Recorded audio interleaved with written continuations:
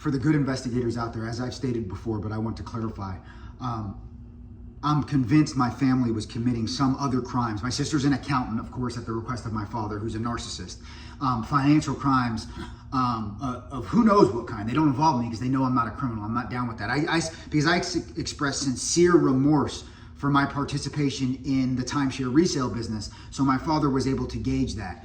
So he knows not to involve me in crimes because I'm not down for it. You know what I mean? I'm a moral person. But I received a couple times, and I have to look further into it. I was hoping an investigator will. I received documentation from credit bureaus and calls claiming my birthday was August 1st, 1978, not the 15th as it actually is. So I think they might have switched up some birthdays. They did some grimy stuff. So I'm convinced they have stuff in my name and committing crimes in my name that I just don't yet know about. So I want to put that out there for investigators as well. My grandmother, my father's mother, my grandmother and grandfather left him $20 million plus in real estate. Supposedly it was all left to him, and that was it. It's all to him.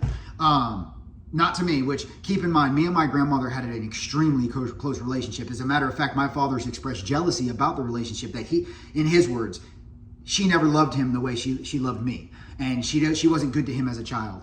And which, a lot of problems obviously came from that pain that he experienced. But I absolutely believe when she passed away, I think she left me something. Keep in mind, by the time she passed away, and especially my grandfather who passed away after, I had already had an extremely successful business. I was making $1 million, about $1 million.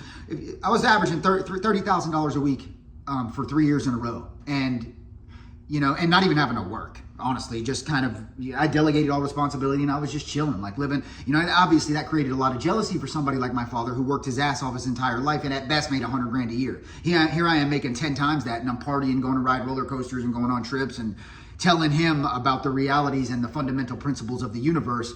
He didn't like that, especially as a narcissist that's a control freak. That's why he probably convinced my sister to be an accountant to do his criminal bullshit as well. Me and my grandfather Alex on the other side, who was a self-made millionaire and just really a gangster, really. My father hated him, and my grandfather and I didn't have a good relationship, especially after he visited our house. I was probably about 14 years old at that time, 13, 14, and he was teasing me because I wasn't doing good in school and I couldn't go to Disney World with him and my sister because my grades sucked, because school was never my thing and I never even really applied myself, to be honest. And so he was teasing me, so I was like thinking, all right, son of a bitch, all right, you want to tease me? So I hid his keys to his Mercedes so nobody could go to Disney World, And he never let that die until the day he died. He threw that shit in my face the day he died. Every time I saw him, where's the key? He was like, he hated me for that. So that's why I believe after my mother died, I was had my businesses and I was self-medicating like I did for the majority of my life at that time.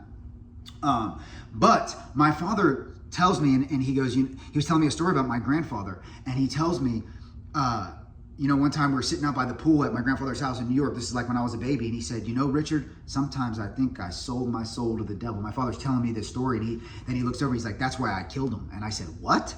And I think because of my reaction, he retracted. He immediately retracted, but I think he was, knowing my father the way that I do, he's extremely perceptive, he's intellectual, we're not talking about a stupid man.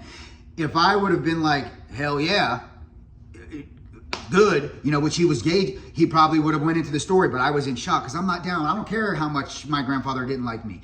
You don't kill a motherfucker, you know what I'm saying? And so I'm now convinced that he killed my grandfather for that reason and many more, but he told me he killed him.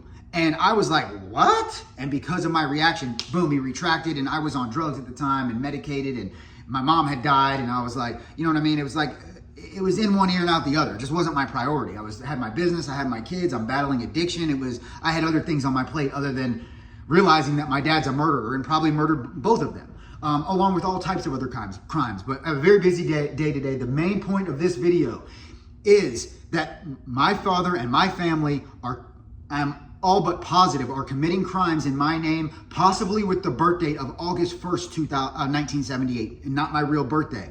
And maybe my real birthday, I don't know. They have all my information. They've had it my entire life, and I trusted them. I shared with them all my spiritual experiences, all my existential stuff, and my strengths, my weaknesses. I was open and honest because I believe in truth. I believe in justice. I believe in the American way, which we do not have in Volusia County, but I am determined to make it happen. And I will keep fighting this till I take my last breath. So that is what it is. Thank you. Come on, good investigators. Let's get it. Later.